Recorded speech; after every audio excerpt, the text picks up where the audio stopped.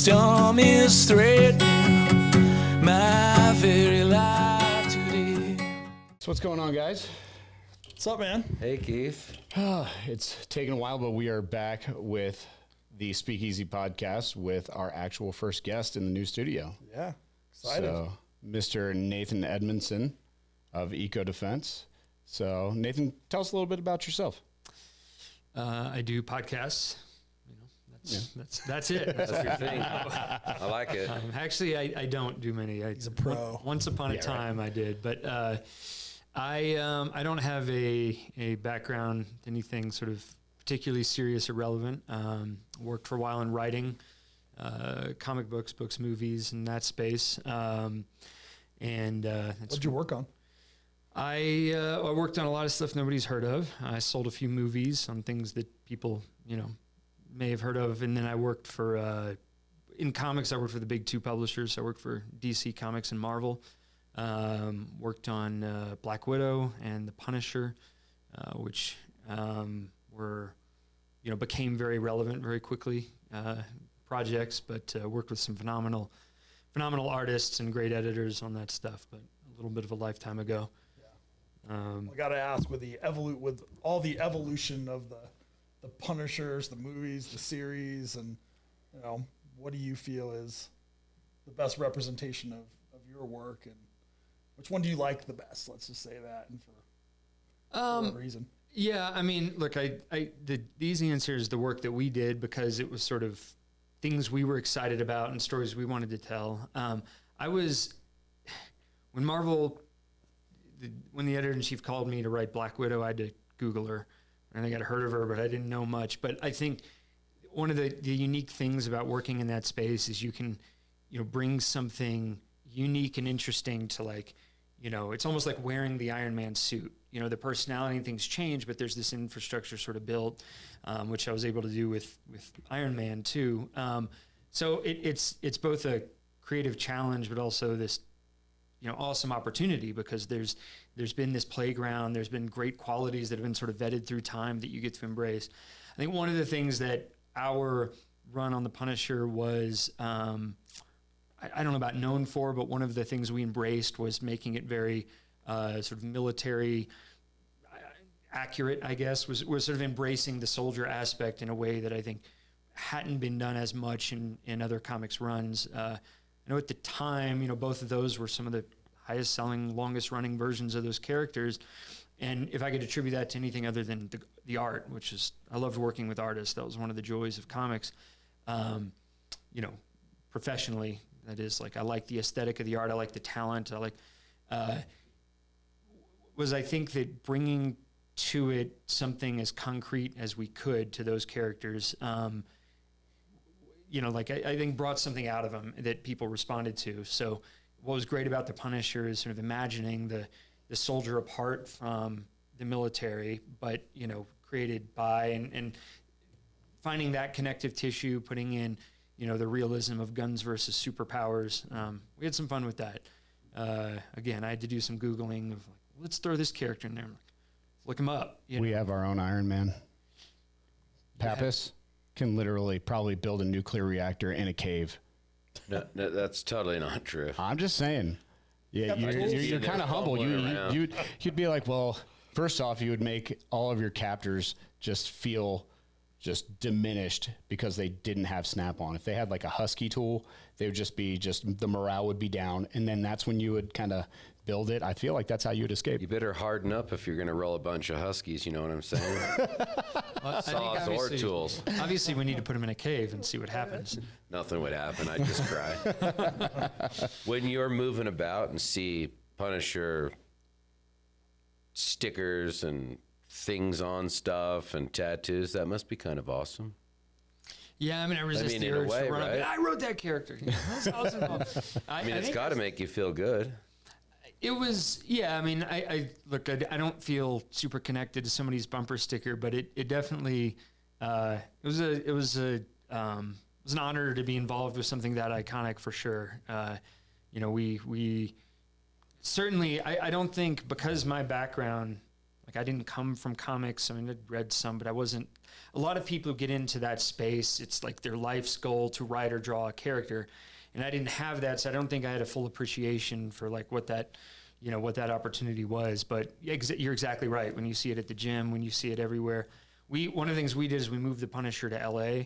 I'm not a big New York City fan, I guess, and I don't know that much about it. So I don't know many people that are. Yeah, so I was like, let's move him to LA and like, you know, see what that playground looks like. So we had all these T-shirts and stickers made. They're like, I punish LA instead of a heart. And it was like the Punisher thing. So we'd go, you know, that was fun to wear around. And but yeah, it is a ubiquitous symbol, and I think frustrating even to the Disney empire now because it's co-opted, in so many ways. But at the end of our run, and actually we had the co-writer Kevin Maurer, phenomenal journalist, join us to co-write an issue or two.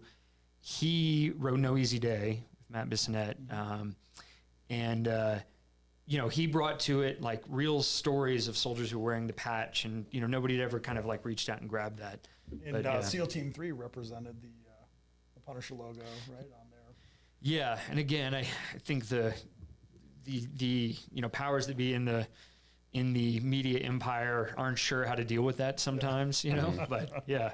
Good. Well, that certainly took on a life of its own, as I'm not much of a comic guy, but I knew what a Punisher skull was for a very long time before I realized where it came from. Yeah, no, it's on the I think that's awesome. Of every Ford F-250 here in Half of them. That's right. I like the John Berthal series, man. I enjoyed it. He's a cool dude. Like everybody that I've seen who has ever met him at SHOT Show or something like that, he's just a very humble dude and kind of really gave a good kind of personification to it. He wasn't the overall, the stuff that they were doing in that series is stuff that could potentially, like, it wasn't like a superhero, like he's get shot a million times and just heals. He got like shot Wolverine. a lot. He got shot a lot, but he had to heal himself and he had to reload. Yeah. I don't know any other superheroes that reload. A lot of that from our run in the Netflix series, there's a lot of, derivation, like panel for panel shots. And it was funny. I did an interview with, I don't know, it's LA Times or some LA paper back when we were writing that. And they said, who would you like to play the Punisher? And I said, Max Martini. I was a big fan. He was an actor in the unit. And I was just a big fan of his and his style. And not that I had anything to do with casting or anything. They just asked me. And a day or two later, I'm driving and my manager called me and he's like, hey, I've got Max Martini on the phone. He wants to talk to you. And he's like, brother, you got to come down to the bar. Let's talk. And I was like, I can't put you in anything, but we became pretty good friends after that. But I still think that, he would make a phenomenal. I also thought Milo Ventimiglia was one who I thought would be nice, phenomenally cast, but John Bernthal was great too. I met Max a few years ago, ever so briefly at a charity event, and super cool, man. And to me, he kind of embodies like the Hollywood military persona. Yeah. Like he pulls it off really well. Yeah. So he's a good dude. He'd been to one of Eco's charity events, actually. He came out. So I don't think he knew what it was going to be about. I was like, you got to come out to this thing. Like, go bring some celeb power. Yeah, he's into it, man. He likes to pull a trigger too. You know? He's good, actually. Yeah. He trains a lot. That's cool. So when that was all happening in your life and you were doing that, what kind of was the one thing that inspired you to get involved with Eco Defense? And for those that don't know what Eco Defense is, could you tell us a little bit about, just a kind of a higher level of what it is and kind of what you guys do, and then how or what key moment, like superheroes, they have that one thing that just changes their life forever to go into it. I mean, and honestly, what you guys are doing over there is kind of some heroic things, especially in animal conservation. Yeah, I mean, look, I'm going to push back a little bit on the heroism is like we support the Rangers who like we don't risk our lives. I mean, we'll be in risky areas, but our like and none of the guys who work with us are putting the same things on the line as the Rangers that we support who work in the parks. I mean, look, there's a personal answer and then I guess a institutional answer. The personal answer is I think at some point, there was a moment where like I said, one day my kids will be so excited to be on a red carpet at a premiere with me. And I had that like,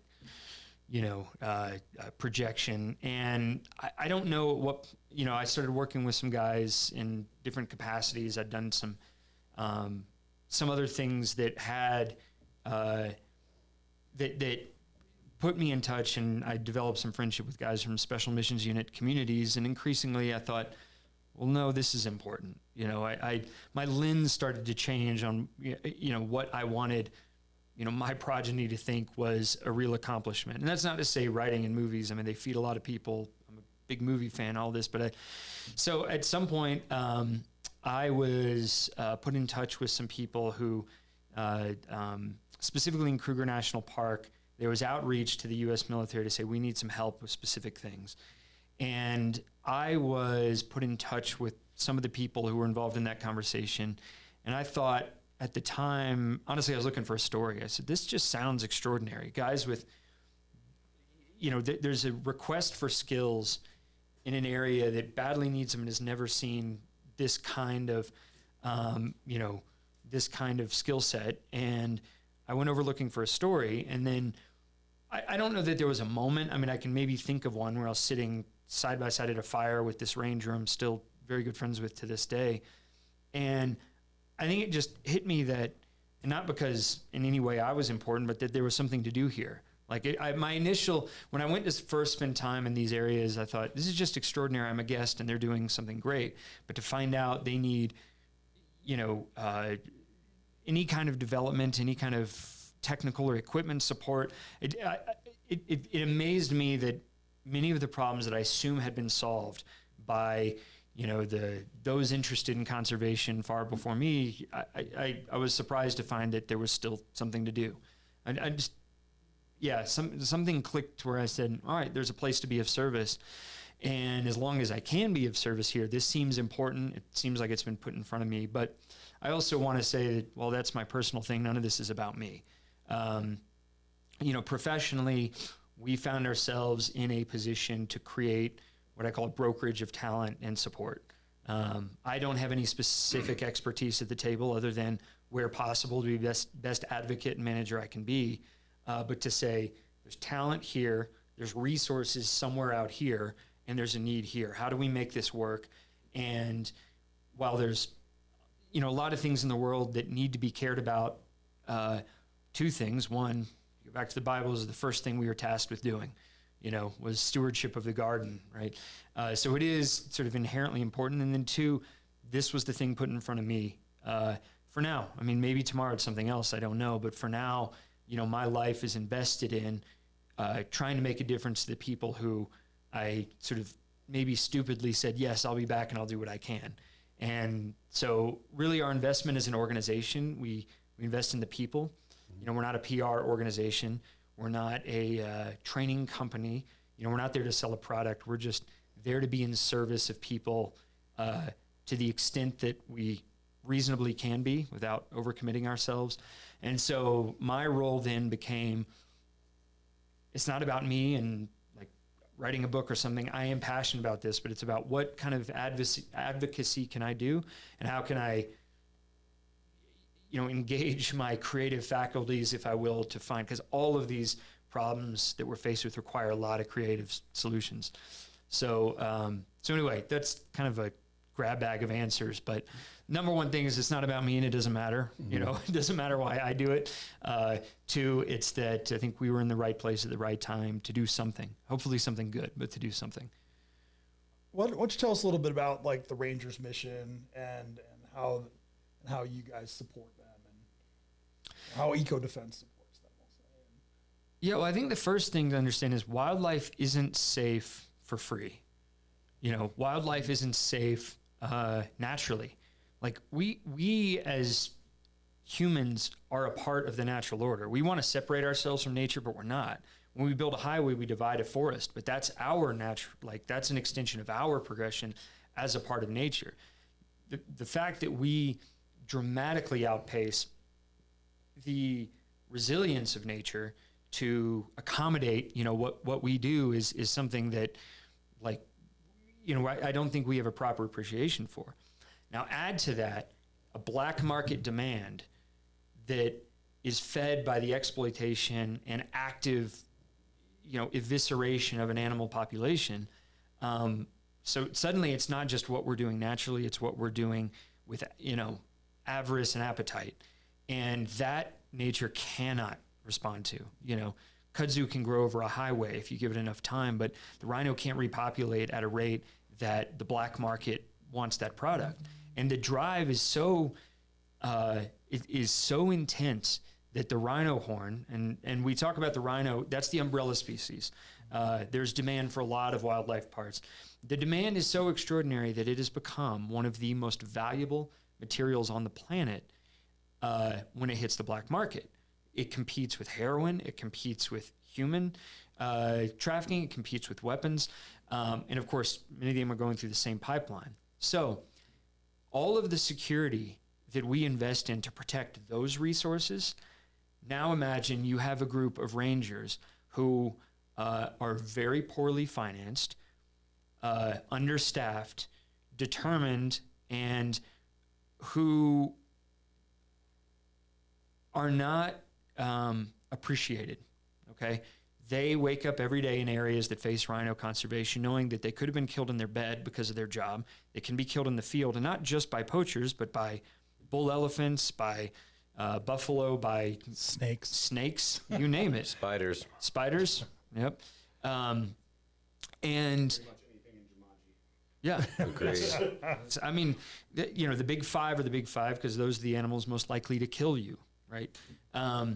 So they work this extraordinarily dangerous job, and they are one of the few, one of the few layers in the brick wall that's stopping total extinction for animals. And again, I mentioned the brick wall. This isn't a purely tactical consideration. There's there's logistics, there's public policy, there's all kinds of elements to it, both positive and negative. But speaking specifically of the rangers who we invest the majority of our time and resources into, those rangers have a job.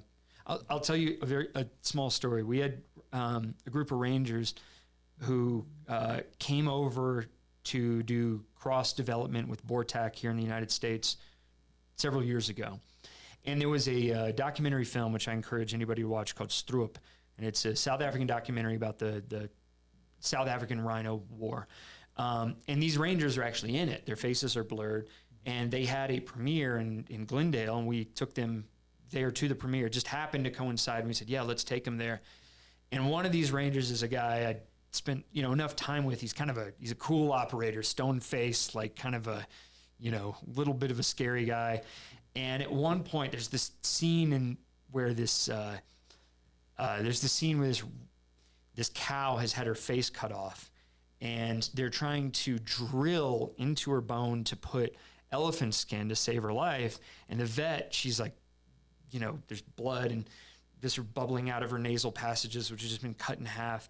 And, there's tears coming out of, rhino tears coming out of her eyes. And the vet at one point says, you can tell she just wants to live. And I mean, it's this gut punch when you're watching it. And I look over and this guy has tears on his cheek. And afterwards I told his team leader, the senior guy in their unit, I said, I never thought I'd see that guy emotional. He said, I got to tell you, the training is important, but they have no idea how important their job is.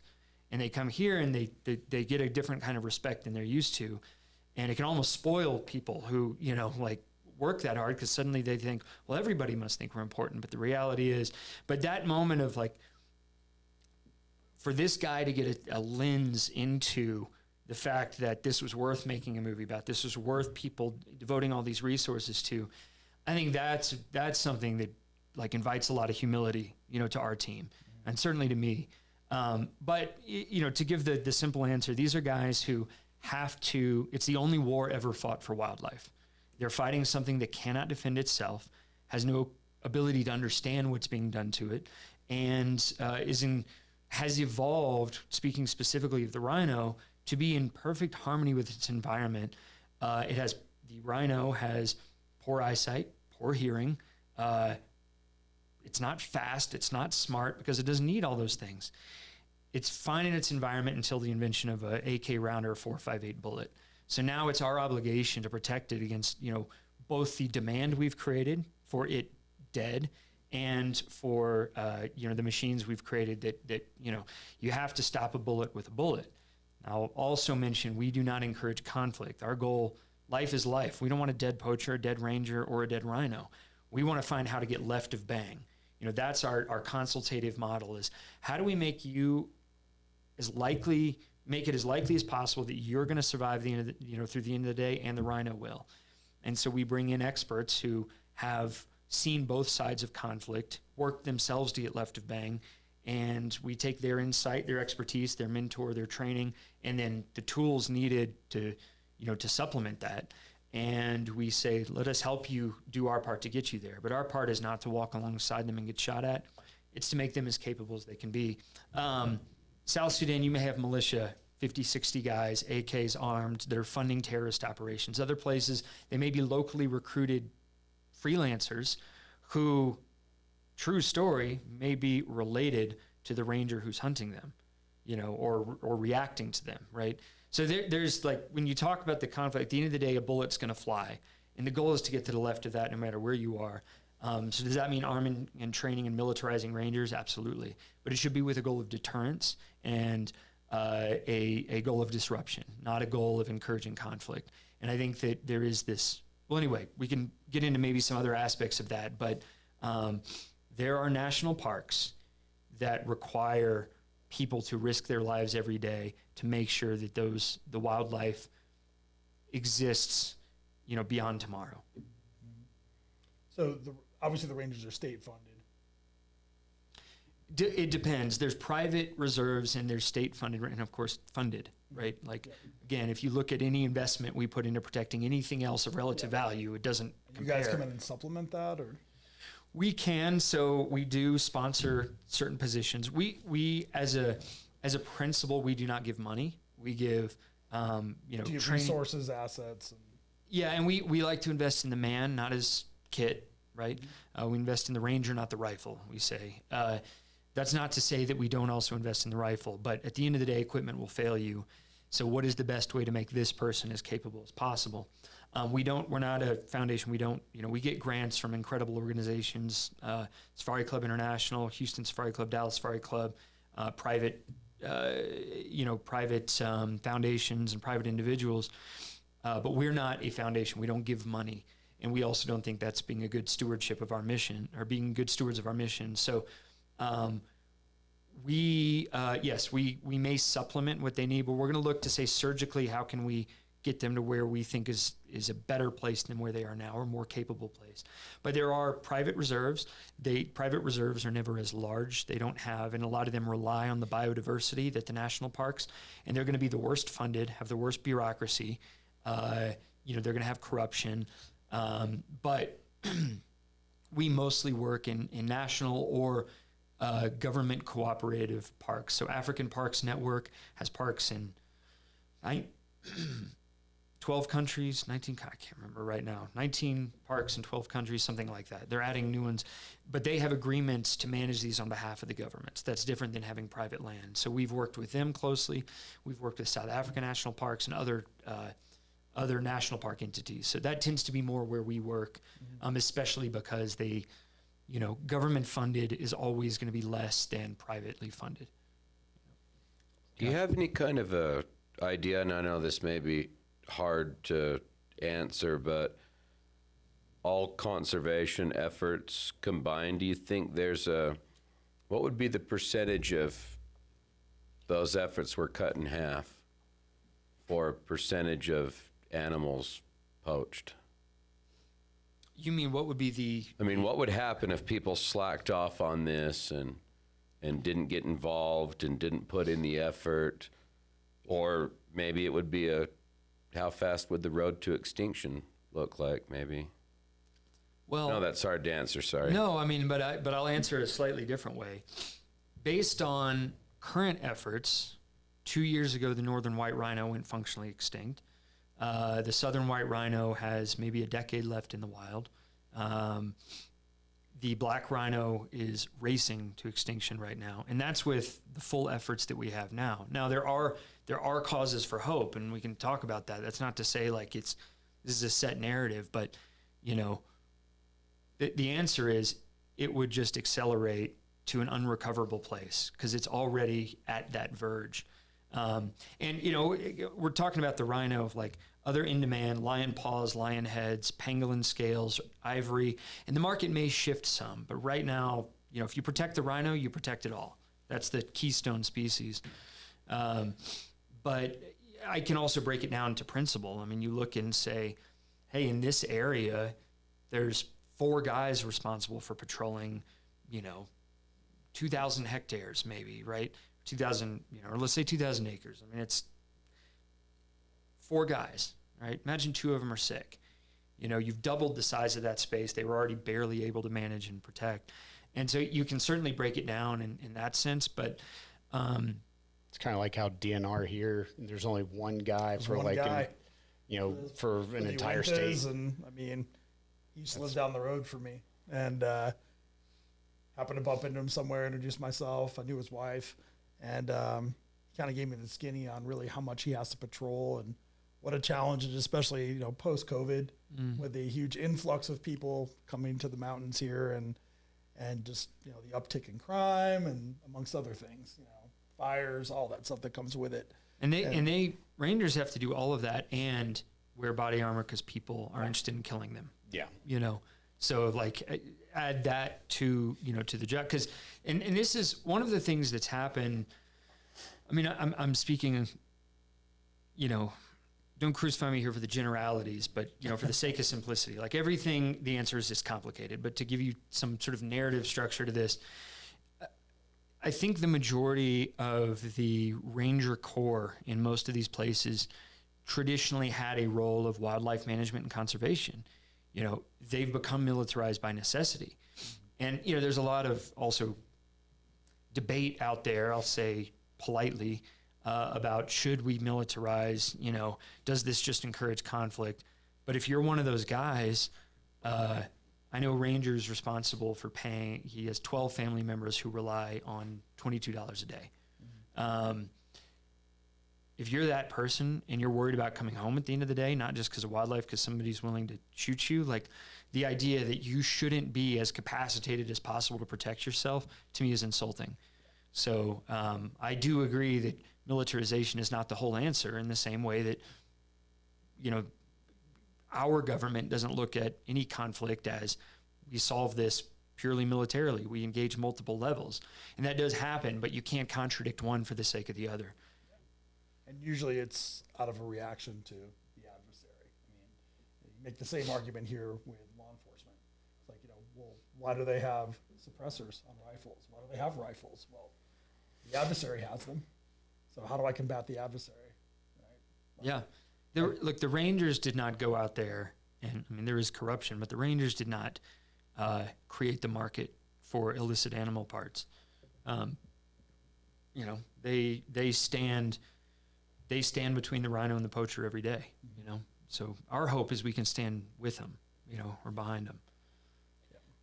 So with that, you know, what are some of the things, I know we didn't want to talk necessarily about the kit, but what are some of the things that they need, you know, when they're doing that stuff? Not just, you know, obviously the kit, but like communication stuff. Like you were talking about some of these different programs that you guys are kicking off, specifically Starlink, because some of these places have no sort of communication or never had, you know, they're still kind of in the Stone Age, no, you know, that kind of stuff. What other things do they need to be successful in their job? And, or, you know, tell us a little bit more about the Starlink programs that you guys are working on. I mean, I'll start with another explanation that I think informs that.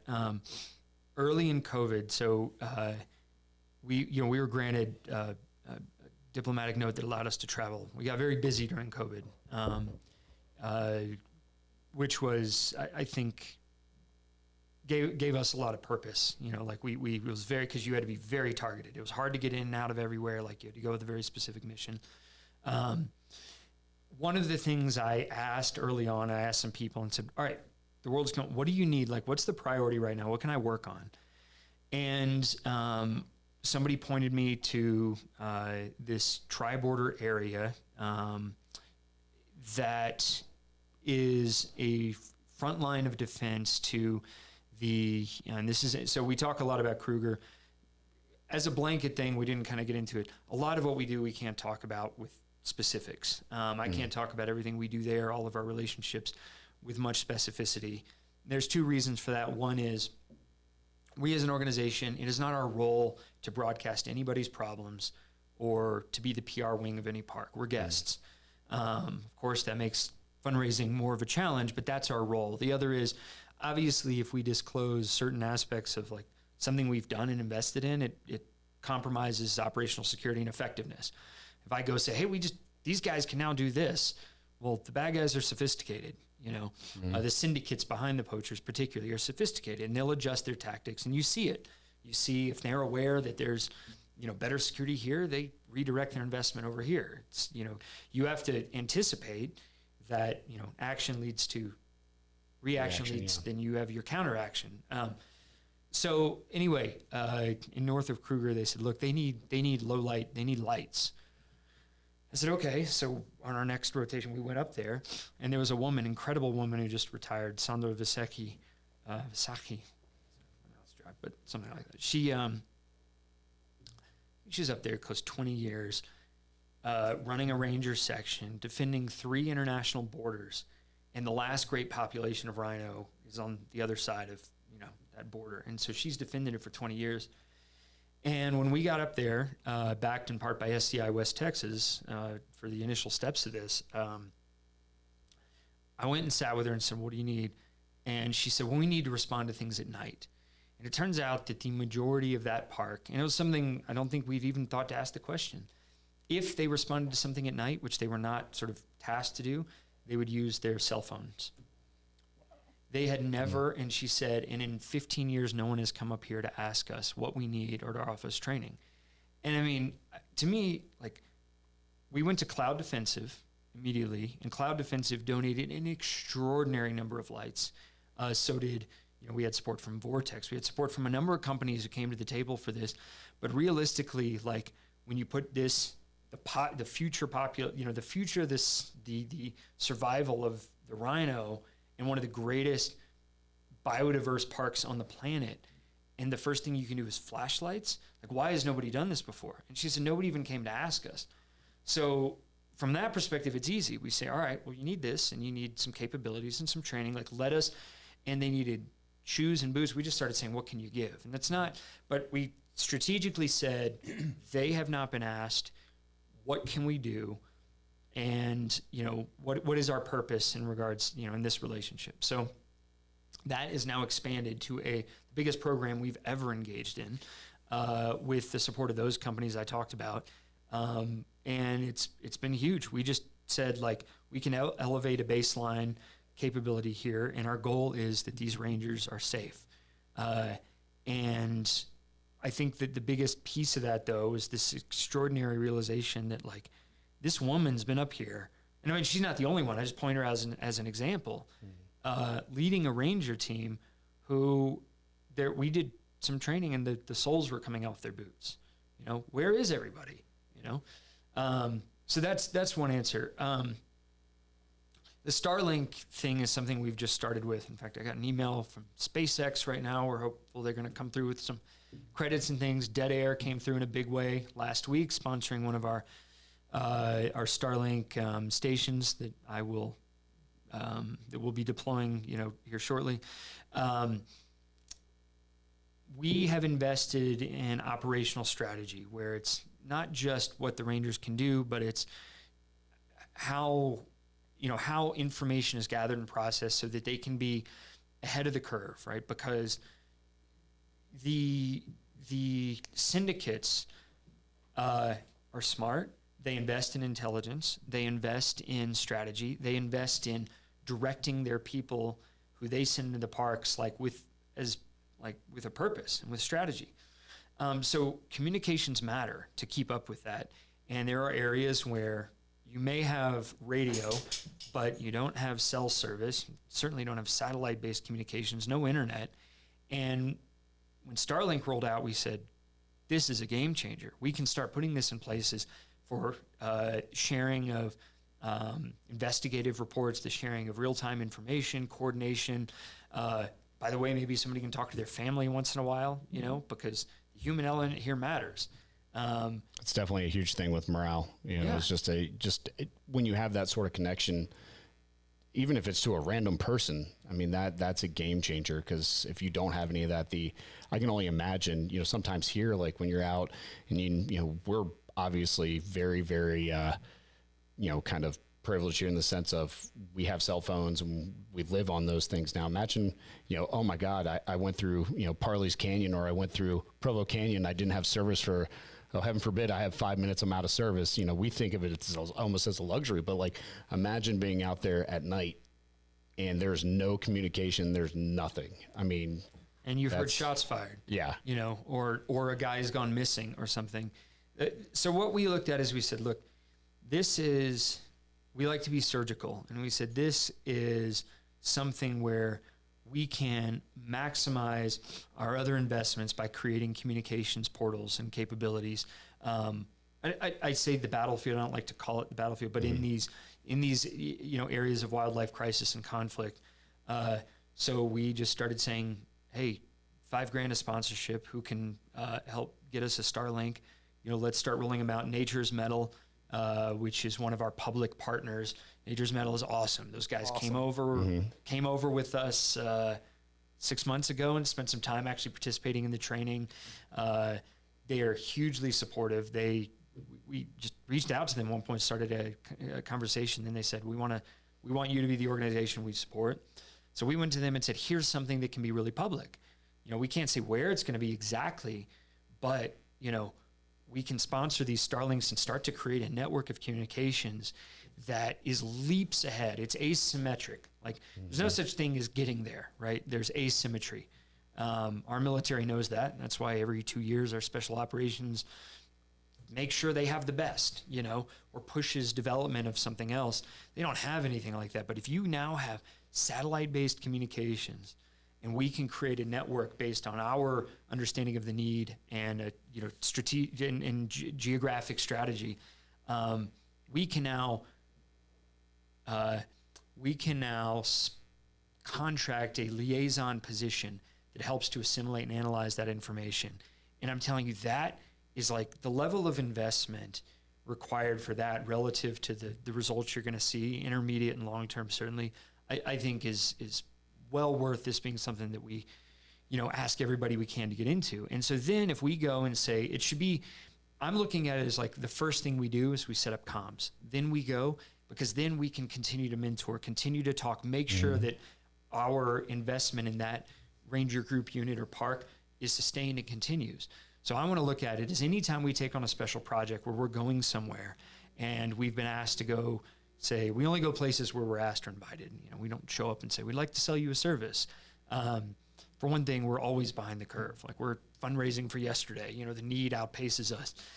But my goal is to get enough momentum to this to where anybody asks us, hey, can we come to a training program, or we'd like to put in a Canine unit or something we've done. We say, yeah, first guy is going out there. He's going to set up comms. We're going to start to consult on this and build the best program we can, get in there and do it. And then we have our office where you reach out, tell us this failed, or the problem's evolved, or, we're seeing new tactics and behavior from what advice can you give us? Or it's just, how are you guys? Like we're checking in. Were you able to, communicate with everybody you need to communicate? So to me, it's like it's an obvious win for everybody we engage with, and it should be a part of our physical strategy. So Nathan, how do these guys, like, how do you get a job as a ranger? And maybe you could talk a little bit about what it's like day in the life and on a mission as well, if you can talk about that. Yeah, I mean, to the extent I can represent guys that I've known and seen. I should have said at the beginning, or I should just worn a shirt that says "not an authority," on anything. So I want to be like express a little bit of that. This is my signature line in my email. Yeah, non-authority. That's honestly, it's a good way to go about. Yeah. Like you're. Look, Rangers it's a job, and it doesn't pay well relative to anything here, but it's to people, especially in areas where there are very few jobs available. It's a job. Look, I'm going to speak in a with a generalization, a lot of rangers, like the job description, if you will, is more about natural resource management, not about, like their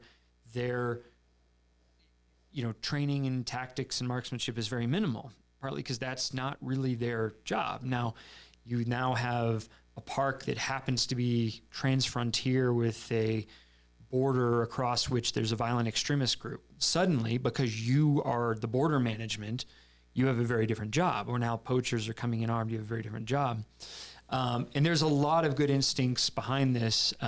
We work with the Southern African Wildlife College, who has evolved, I guess is a accurate word, to offer not just the ecological training, but also the other skills required. I think one of the places that we come in as an organization is developing specialized skills so that you don't over-militarize everybody. You find guys who have a specific purpose, or recruit a quick reaction or special operations team, and enable them to be surgically capable, so that you're not creating you're not trying to get a whole bunch of people to do a job that they didn't sign up to do, right? And so, a day in the life, there's a couple of roles. I think for field rangers, they're going to have a patrol area. They may do an OP or a waylay where they sit and sort of wait for, in an area where they expect somebody to come through like a poacher, or they may be looking for snares. They're going to walk the bush in groups of 2, 4, whatever the team is.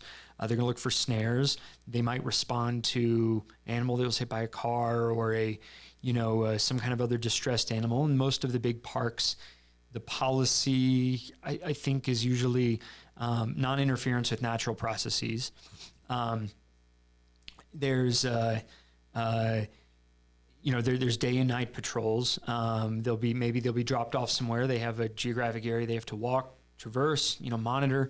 They might have to do controlled burns, all the basic stuff. Mm-hmm. And on top of that, the minute they hear a shot, or a shot is reported, or, you've got some kind of information that there's poachers coming through an area, they have to be prepared to, potentially defend the animal, defend themselves, right? And by the way, they operate under rules of engagement. They differ by country. Certain countries, Botswana, Kenya, they have a different set of rules of engagement that, empower or restrict, however you want to look at it, the rangers than do other areas, And I do think it is important to understand that they are not a military force, but within these entities, they have to engage in military, in military, a military function or militarized function. And so, I do agree that over-militarizing conservation is not the answer, but I also know that if you're going to have any level of participation in that problem, you got to be the best you can be. This firefight, if there's going to be a firefight, it should be over as quickly as possible. And the word should get out, by the way, that you're going to lose, because that's the way you deter somebody, from not shooting your cousin, right? Because he took a different economic path, by the way, one that pays more for your family than you are, right? There's just a nuance to this that maybe doesn't exist in sort of, other areas of conflict. And I think we play a role not as forced capacitation, to be clear, we never engage. That is not our role. And anybody that says from the West that they're going over to do that, be highly suspicious, because that's just not the role, both in terms of our birthright, but also our diplomatic, permissions. We shouldn't pretend that that's our role. So we try to be very cognizant of that. But what our role is to say, we've got guys who have dominated and never lost a fight. And since you have to get in one, let us help you. And that may be, by the way, how to analyze information. It may be, how movement around a suspect, maybe be how to question a suspect, or maybe canine implementation, right? Which is something we can talk about. But it varies. We'll talk a little bit about that. I'm a dog guy. Yeah. She's sitting right here. We have some great dog guys in our mix. And I think we have a couple of projects we can be public about. One that is, we've done, one that we're about to do. maybe, you at home can help us with this one. So we were asked, it's public that, in Majeti Park in Malawi, absolutely beautiful park, one of African parks first, I think the very first investment. It's Livingston was there. It's biodiverse. It's a beautiful place. Sister park is Lwandi, sits on Lake Malawi, very special part of the world. The reserve manager there had previously worked in South Africa and has great wisdom. Excellent. Talk about a steward, a true conservationist. His name's John, and that's what he is. He is a true conservationist, and he recognized the need for a canine finishing team. Specifically, it's for those who maybe aren't as familiar with this capability, like a finishing team is like, it's a 50-meter problem. So say you're pursuing guys in the bush, you've got the pressure on them. If they're armed, all they have to do is turn around, sit and wait for you, and now you're walking into an ambush, whereas before it was a pursuit. You have a good finishing dog, and that's no longer a problem. They move incredibly fast, faster than you can react, and they grab and hold, and they hold that threat so that you can make an arrest, right? Now, to get a dog that you can trust with your life, which is what you're doing in that case, because you're walking up with confidence once that dog, that's we went to Holland. We had dogs that were pre-trained in the U.S., brought them via Ethiopia into Malawi, I think. It was a lot of logistics, pre-training, and then not only did we train them, we capacitated the reaction force around them. And the next step, we're waiting on some ITAR permissions and other things, and we're waiting on a donor to help us make them more effective at night. Because we said, look, we don't want to just give this and walk away. We want you to be fully capable. And we realized there still is some investment needed. So what's great about that from a sponsor perspective is you get to invest in a dog. You get to go over, wear the bite suit, participate in the training and all this stuff. So we have another one. Like I said, I think Ernie, I think Tony would be a good person for that. No, I think Mike lives for the bite suit. I don't know about that. I don't even want to put that one big arm. We'll get one. We can put a patch on it if you want. We can have Mike on one breast and patch Can on the I other. sit in my car and cry? Yeah, we can do like, we got to get a suspect out of a car. Like that's part of it sometimes. Wait, hold on. I don't want to do that then. We'll play your game. What breed of dog do they Belgian try? Malinois. Huh? Yeah. Are you familiar with Spike's Canine Fund? I've heard of it. I wouldn't say I'm familiar. Charity. Yeah. So, yeah, I actually met one of Jimmy's relatives. Actually lives around here, and he's the one that kind of tuned me up on a little bit. But I guess Jimmy was a team guy, and I think they were out looking for Bo Bergdahl, and Nice. And basically it was a career-ending experience for him. He got shot through the knee. Yeah. That ended his career in the military. I believe his dog got shot as well. So coming out of that, he starts Spike's Canine Fund. At least it was for a worthy cause. Yeah. We work with some great dog guys. We don't mention like names of our contractors and stuff. We got some guys now who really love the Rangers they train, really love the work they do. And I've seen them take guys who, like, we take it for granted that we have sort of a domestic dog relationship here, but there's areas where, you don't grow up with exposure to Sure. dogs. And so it's like, you go from like, I don't know how to interact with this thing to like, I am now in control. So we have another program now for a coastal park with a black rhino population. Awesome. Another incredible place. And we got a dog sitting at, I think I can say we got a dog sitting in Fort Bragg that's been offered to us. We just have to fund the program. But, the donor, if we find the right sponsor, we can bring somebody over to experience it. And it is a very cool thing to see a program like that from, from A to Z. And to watch, like, you become a part of those relationships being built between, man, animal, between the men and the women. And now we can put a Starlink in it. We can communicate. We can have, something that allows us to do, which previously we couldn't do, is, hey, we want to check in monthly, give us some videos of how the dog's performing in obedience training and basic things. our guys can send back notes so we can sustain something a little bit better. We don't like to create dependency. Like, we don't want to create dependence on us. We want the opposite. We want to capacitate you so you can move on and we can move on. It's not always as easy said as done. And I wish I had all the money in the world to keep, to always be there. But we want to find an end state. But something like that would allow us to kind of bridge the gap, I think. But yeah, that's a program that I'm trying to get off the ground. For that, need to raise, total of about 200. But that is like a legacy program that you can say, you're the one, and like, we can't bring 300 people over it. Mm-hmm. People can contribute, we can give them feedback, but there's a way to kind of, when we don't always have an opportunity for something that is like such a great thing to plug into, and be involved in the training. Or a lot of the stuff we do, like, isn't the sexiest thing to sit and watch. When we are doing some of the strategic operations training, it's a guy in a whiteboard in a room with 4 other people, and that may make a dramatic difference, but it's not as exciting. Mm-hmm. If you're a nerd about that stuff, spycraft and everything, it's cool, but this is kind of like, this mission exists in a space. We can define it, and we know exactly why it's necessary. There's a threat that is rising to this black rhino population that hasn't existed before for a couple of reasons, and we need to get ahead of it.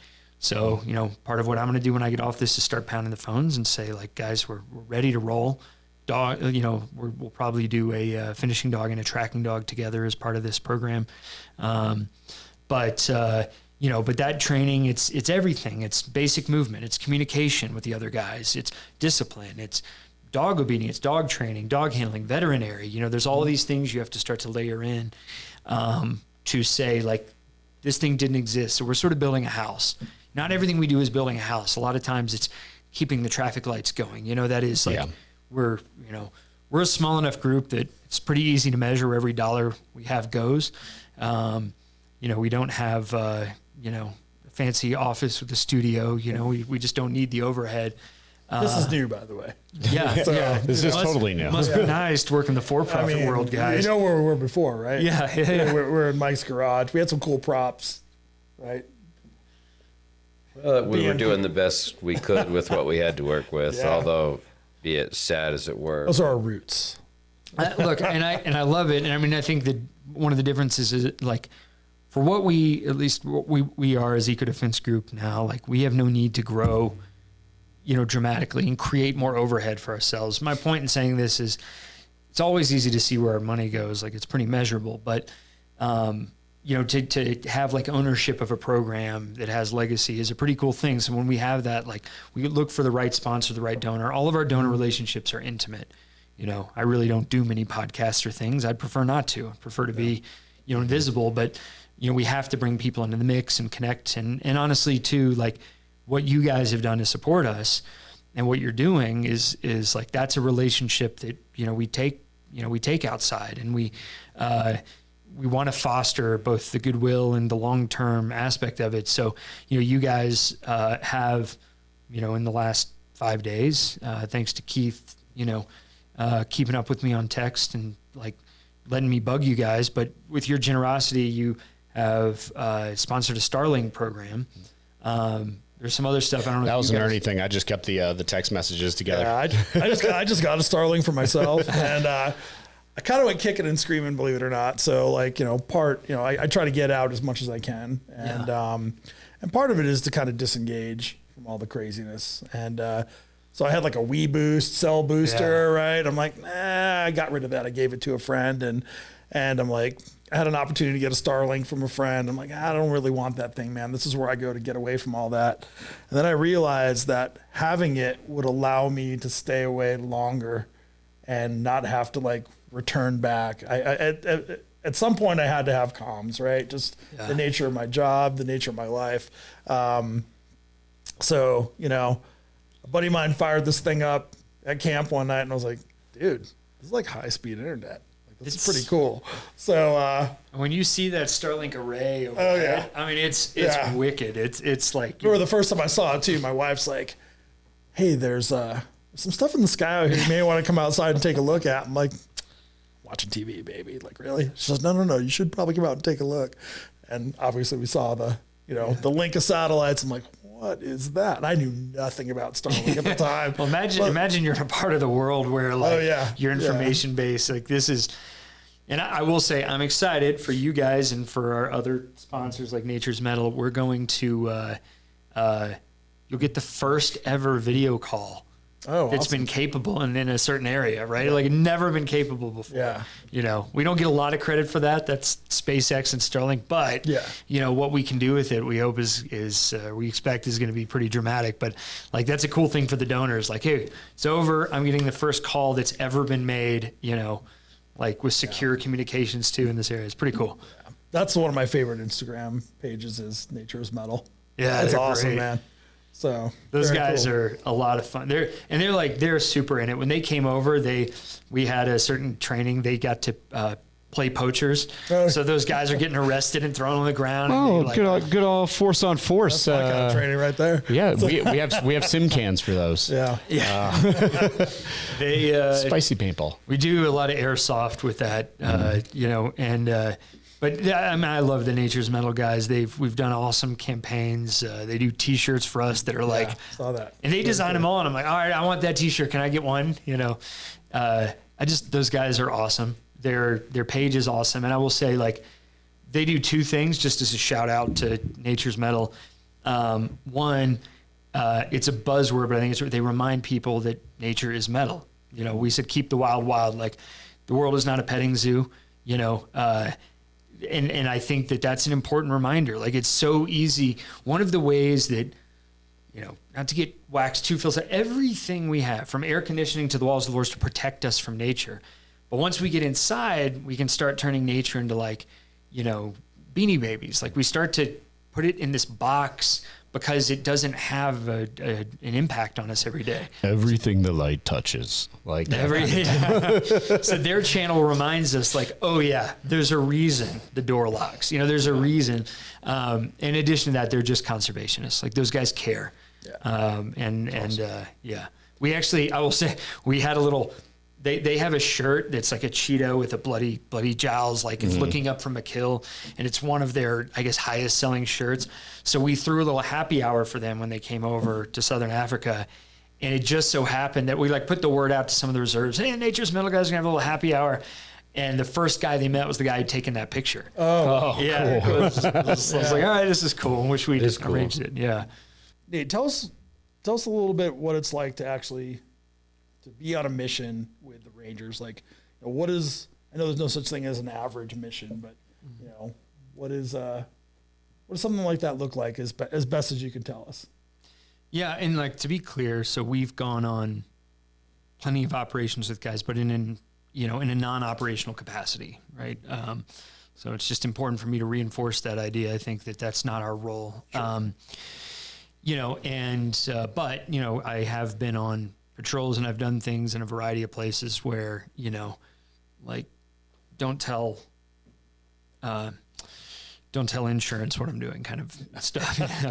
Well, how about this? Like, what's it like to be on a night mission? Well, I'll tell you that. So we did like a series of training over the course of a couple months where, I think I lost 25 pounds. Like I was the poacher many nights. So they were chasing me. Now we're working with airsoft and tactics, and you don't want to get shot with airsoft either, but there's this added adrenaline factor that we're in a wild environment. Yeah. And so it's like, do I want to run into a lion or away from an airsoft gun? Right. And it also reminds you like, hey, this place is owned by something else. We're guests here. And I don't mean of the park. I mean, we're guests of the wild, of nature. And, and they don't get the luxury of trying to create a safe environment first, So, for Rangers, like to go on an extended night patrol, they may spend nights in an environment that no tourist is allowed to walk into, in which, lions are interested in you, elephants you do not want to spook, nor a buffalo. And there's this threat likely that is very good at navigating the bush. Now, what's really extraordinary is Rangers who grow up in these areas, who have, the native roots, like many of them are incredible trackers. They'll see things that I could spend my lifetime not seeing. And it's a great pleasure to me to spend time with them, like learning from them. You know, it's the best ecology lesson you could have, is somebody who their livelihood, life, and job is listening to the bush, you know. Are you familiar with Scott Donlin? So he's a guy, he's run some classes out here in Utah and whatnot, but he's very well known in the special operations circles for teaching tracking and counter tracking, and I believe he's South African. Okay, and that's kind of where the whole thing originated. I mean, he's older now, but he's kind of a legend in that whole, and he runs young guys into the ground out here. That's what he's known for. There are, I mean, especially like the you know, on Rhodesian War guys on both sides, that there were, you know, legendary trackers, the Sela Scouts, Shangaan trackers. There's people. I started to learn a little bit of Tsonga and Shangaan, and like one of the words that I learned earlier was nena, which is like bush cred. It's like, you know, having kind of like street cred. It's that's how I translate it anyway. It's bush cred, and you know, so so these guys, like, they have to navigate this environment. I don't know that, like, you know, I think the ideal mission is one that's quiet, you know, or the ideal patrol. And I guess I would distinguish between patrols and missions. So there's the patrols I kind of described earlier, where they've got some kind of route or area that they have to just generally monitor. And then there's like a mission would be with, especially one of the smaller special operations groups, is either we know that something's going to happen, and we need to go interdict and intercept and, you know, do some kind of operation where we can dominate, or, you know, we expect something, or something is happening right now. We have to respond to it quickly, and we have very little knowledge because it is a very big place and it often happens in the dark, right? There is not a lot of, like, you know, some places have tried to fly ISR, but there's just not enough money for it. There may be some, you know, digital surveillance capabilities, but they're never going to, like, the fact that the bush is worth protecting is what makes it very difficult to protect, right? And so, you know, you have to navigate very difficult terrain. You know, the area to navigate is going to be game trails, which are also, you know, by their nature dangerous. And that's assuming the weather's good. You know, like, it's not pouring down rain, lightning, or fire or something, or so hot that you're, you know, pushing yourself to heat exhaustion. So, you know, one of the considerations of the dogs, for example, is that the mission may go too far for a dog to patrol, like these guys that they have to track. So one of the things we want to talk to them about is, how can we shorten that? How can we make it so that you're never tracking somebody that far? And not us, but like, let's look at that as a problem set. And you may have been so task saturated and exhausted for a decade that you haven't had the time to sit back and adjust your mission, because you just, like, the tempo, you nonstop, and it takes time, right? Like, the contractors who work with us have all deployed in some space or another. You rotate back and you get time on the ground. The Rangers don't. There's no, like, we're down for 3 months. You know, I get to go back, regroup, do training, just to get training and stay sharp. Like, there's no time for it. We sometimes have to create that time, let alone maybe money for gas to get to the range. It can be true. So anyway, for us, it looks like we go, we evaluate, we understand, we put together some kind of training or mentorship program. Maybe we mentor their trainers to then create that capacity for them. But it starts with going into their operational environment in a way that, you know, is acceptable to the liability of both us, the relative governments, and the park, right? And we understand it. We consult with them. We come up with a plan that's going to help them get further to left of bang based on that. But we do get some, you know, adrenaline-inducing time in environments that, like, recently, just a few months ago, I had left guys on the range. They were doing some marksmanship and movement stuff, kind of a mixed sort of thing. And I get a call, you know, calls aren't going through well. Somebody had to go up a hill or something. Like, hey, we got to call off tonight. It was just starting to get dusk, and we're supposed to go several hours after dark. So we got to call off. There's lions. Now, you know, you see lions, but a cat after dark is a very different animal. Well, I get up there, and there's a pride of like, I don't know, 20 that have circled the backside of the range and are just slowly moving in. Now, rangers, like, you know, that we spend time around are not usually startled by much, right? They tend to be sort of a relaxed attitude. You know, they formed in a line because these lions were attracted to the sound. And I don't know, but I have a suspicion that because of the poaching, they've learned to associate gunfire with a meal. But I mean, we form a protective circle. We get in the vehicles. They were coming. Like, there was no, like, they're going to hang back. You can shoot into the ground in front of them. Don't flinch. So that was all right, guys, like, we're out of here for tonight. Training's off, you know. Turns out it's beer o'clock early, you know. Mm-hmm. And I'm like, I think the donors will understand that we didn't give it a 12-hour day today, you know, guys. Yeah. But that is an operational reality that even the guys we were working with that day who are from special missions units who've been in a dozen countries, like, well, that's a first, you know. And you had to have the awareness to see it because, you know, there's a version of that where somebody's got their back to the shadows and it doesn't turn out as good.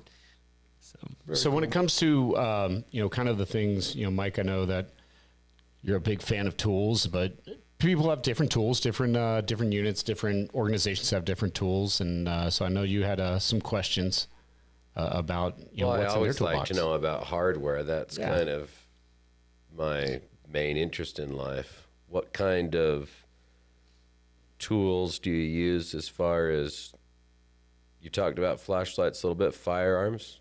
So the Rangers are going to carry some version of, and I'm not saying it's all functional and new, but some version of, I should say ideally, they're going to have a rifle, depending on the country you're in, maybe a FAL FNR1, maybe a Galil AKs, obviously are very common. And, you know, with limited ammo, if they have to do some kind of like a 4.58 rifle is going to be common for if they need to go to a coal or something. A knife, compass, map, water, you know, a ruck, you know, with food. You know, food can be a banana or a maize meal is pretty common. High carb foods, you know, are common. You might have groups that have binoculars. You might have groups that, you know, radios. They're almost always going to have radios. You know, it's going to be pretty, like, the FNR ones you see were in storage containers since there's Soviet guns, some of them, you know. You find, like, it's a collector's paradise out there for those, like, aficionados who want a history. And there's some, you know, some pretty, like, great stories from people who, you know, have participated in the history of keeping those guns going. And you see, like, you know, right now, one of the things I'm looking for actually is a company that can donate a bunch of rifle bags. Factory seconds would be great, but you know, over 2 years need about 400. So it's like, can we get, you know, 25 a quarter or something? But part of it is if we introduce a new tool, they got to be able to protect it. You know, and then they're going to be issued boots. They're going to be issued, you know, uniforms. Some of the things you would expect that you don't find, ear protection, eye protection. Just from a shooter's perspective, you know, we learned if we do anything marksmanship, we provide that. Well, like nods and thermal. Only in sort of very select places are you going to find night vision. Thermal can be really helpful. Obviously, all of that stuff is ITAR, so we can participate in it, but we have to do it like in a, you know, pretty, you know, following certain procedures, if at all. Me personally, like I always have a camera with me. We have photographers because we have to translate what we do to our donors, and I've been fortunate enough to learn from them. I've got a passion for photography. So, what's your platform? Canon or? I like Leica. Now, we've become friends. We've become friends with the Leica guys. It's fancy, and they have not hooked me up with the Leica reporters. So you hear that, Hamilton Boykin? Yeah, Hamilton Boykin. You know these guys. You know, every time I see Hamilton, I met Hamilton in an airport. You know, and South Carolina dude. Boy. Yep, to the core. Well, look, since this is going on at Hamilton, you promised me. You know. No, so my dad shot Leica. The reporter is really what I need to be around, but that, That was, and I have, I might have a thermal unit. I'll have a knife, we have things, we have a couple of trucks over there, and so we keep them Jackery hooked. I reached out to, hey, Jackery, if you're watching, Ryan's calling you this week to see if we get a couple more units for the Starlinks. I just bought a Jackery last week for my Starlink unit. They're amazing. They Yeah. gave us a really high-end one, and it is a lifesaver. So you got the deployable solar, so when we're charging batteries for airsoft or for things we're doing our training, now with the Starlinks, they're awesome. Yeah. Like the stuff they make is awesome. Just need a couple more, I think it's the best one on the market. They do a great job. It's rugged. It charge really, quick. They last long. And just the setup, it all folds easily. It's stuff that we need. We always keep first aid stuff. Always keep water, sunglasses, hat. Optics on the rifles, you guys. So optics are we have had awesome support from Aim Point and Vortex. Again, that's not us. That's stuff they've donated to the Rangers. If you're going to work at night, reflex sight makes all the difference. Also, if you're in a chaotic environment where there's a lot of moving, but first you have to understand how to zero it, how to use it, right? But again, not everybody has them. It's not common, but introducing those strategically in certain places can make a difference. You come across some that are out there, but it's really a mixed bag. What would if somebody wanted to get involved, if somebody wanted to be a part, obviously, like you said, you weren't, you don't just openly take applications. What can someone do to get involved? Yeah. So, the number one thing is, we rely on donations. We're doing some with Nature's Metal right now. You give $10 a month, they're going to send you a shirt. We'll send, build a relationship. You get access to the private feed on Instagram, things like that. Every donation is the start of a relationship, and we try to invest back in that relationship. Now, we can only sort of open the door so wide to our operations, but some of our, most, we have a lot of donor relationships right now, including a board member who started as somebody just walked in the door and gave something through Instagram, and our job is to now tell you how important that is to us, but also to start to build the relationship to you. So, that is something, advocacy matters. We can't be our own PR arm, unfortunately, because it just is not the role we were designed to play. So we rely on Nature's Metal, Dead Air. I know Wilder Tactical is doing a sling for us. They've been an awesome donor to us. Those guys are awesome. It's got a logo on. I think that'll go up this week. And, there's kind of an interaction you can do at the level you can do.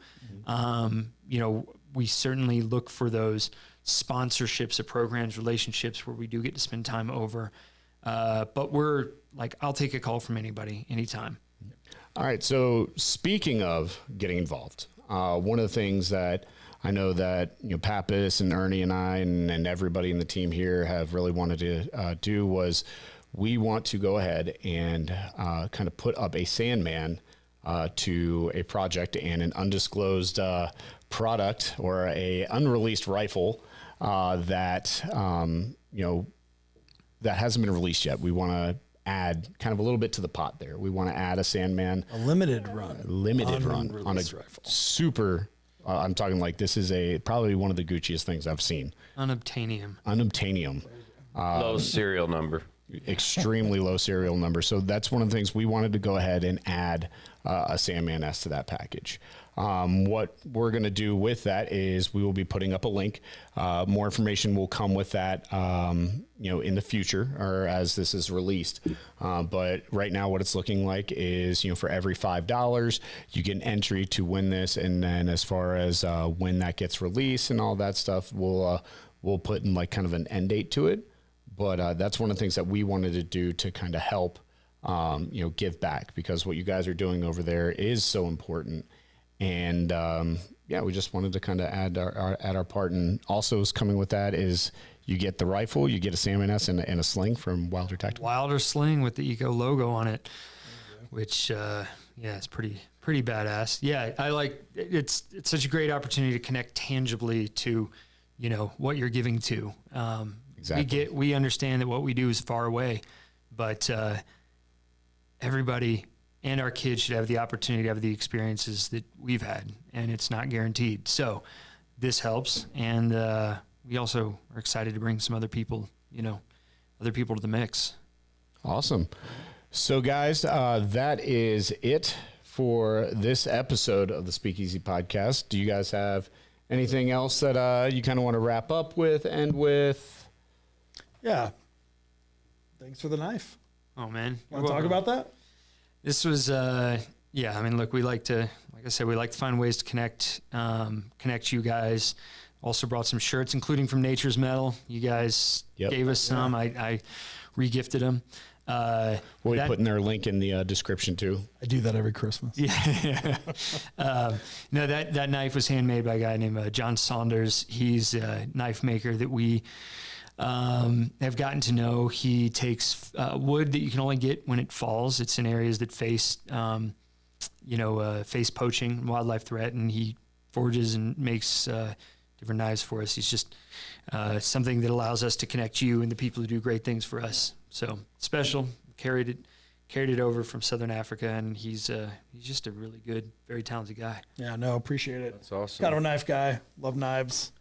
So I'd like to say this. I learned a lot. Thank you for coming on. yeah, I appreciate you being Super here. interesting. Thanks, Mike. Great cause. I appreciate that. You guys, thanks for taking the opportunity. It means a lot, and it makes a difference. I think that's a word that's thrown around, or a term that's thrown around a lot, making a difference. But I can't do what I need to do next week without what you guys are doing for us this week. So we appreciate it. Absolutely. All right, guys. Well, like we said, stay tuned for more information about the giveaway. And when you can, definitely go out. You can find you guys on Instagram, but primarily ecodefense.org. Ecodefensegroup.org and Ecodefensegroup.org, Ecodefense Group on Instagram. I don't run it anymore, but it's still there, Awesome. Yeah. Well, again, thanks for coming in, and we will see you guys on the next episode of the Speakeasy Podcast. Right on. Thank you. Thanks, guys. I enjoyed the conversation.